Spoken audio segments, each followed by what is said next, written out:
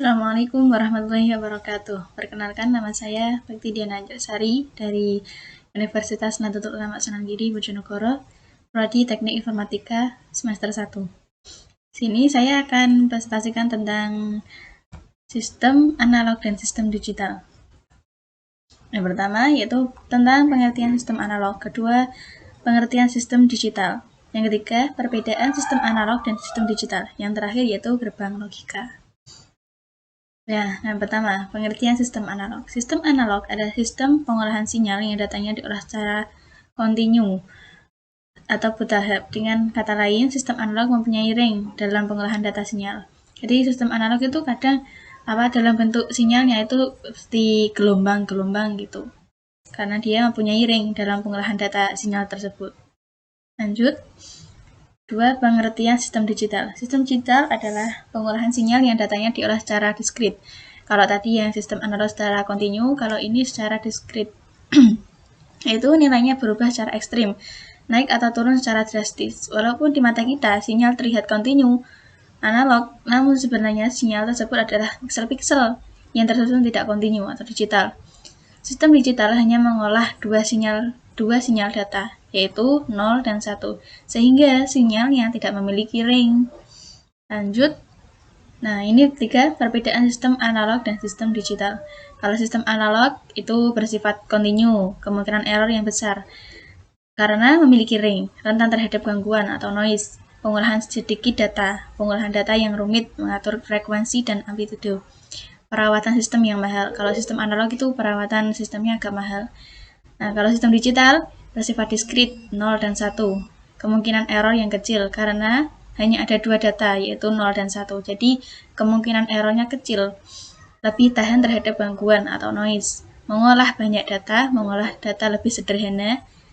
Perawatan sistem lebih murah dibanding sistem analog tadi. Nah, ini beberapa contoh benda yang analog. Ada televisi analog, telepon analog, dan timbangan analog juga ini. Terus contoh benda yang digital. Ini ada termometer, ada TV digital, ada kamera digital. Ini beberapa contoh yang digital. Terus gerbang logika atau dalam bahasa Inggris disebut dengan logic gates adalah dasar pembentukan sistem elektronika digital yang berfungsi untuk mengubah satu atau beberapa input menjadi sebuah sinyal, output atau keluaran logis.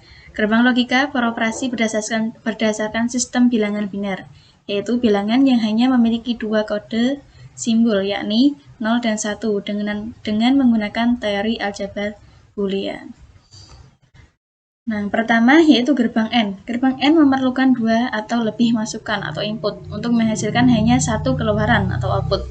Gerbang N akan menghasilkan keluaran logika 1 jika semua masukan bernilai logik 1 dan akan menghasilkan keluaran logik 0 jika salah satu dari masukan bernilai logika 0.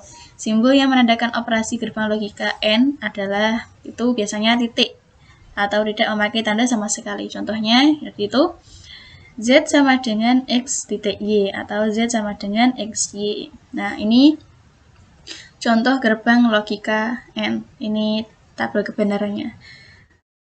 0 sama, nah apabila inputannya 0 dan 0, maka outputannya 0.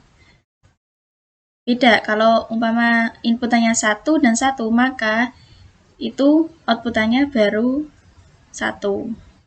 Lanjut, gerbang OR. Gerbang OR memerlukan 2 atau lebih masukan atau input untuk menghasilkan hanya satu keluaran atau output. Gerbang OR akan menghasilkan keluaran 1 jika salah satu dari masukan bernilai 1. Dan jika ingin menghasilkan keluaran 0, maka semua masukan harus bernilai 0. Biasanya simbol yang menandakan operasi logika OR adalah tanda plus. Contohnya Z sama dengan X tambah Y. Gitu. Nah, ini contoh gerbang logika OR. Nah, apabila inputannya 0 dan 0, maka outputannya juga 0. Apabila inputannya 0 dan 1, maka apakah outputnya sudah bernilai 1. Karena apabila salah satu inputan bernilai 1, maka outputannya juga akan bernilai 1. Itu kalau gerbang OR. Terus gerbang NOT. Gerbang NOT hanya memerlukan sebuah masukan atau input untuk menghasilkan hanya satu keluaran atau output. Gerbang NOT disebut juga dengan interval, pembalik, karena menghasilkan yang berlawanan atau kebalikan dengan masukannya atau inputannya.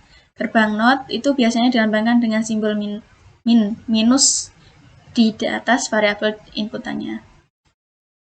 Ini contoh gerbang logika NOT, dan ini tabel kebenarannya. Berarti kalau inputannya 0, outputannya 1. Kalau inputnya 1, outputnya 0. Jadi kalau gerbang NOT itu interval, kebalikan ya. Nah, sekian dari saya. Maaf apabila banyak kesalahan dalam saya menyampaikan. Saya mohon maaf yang sebesar-besarnya. Wassalamualaikum warahmatullahi wabarakatuh.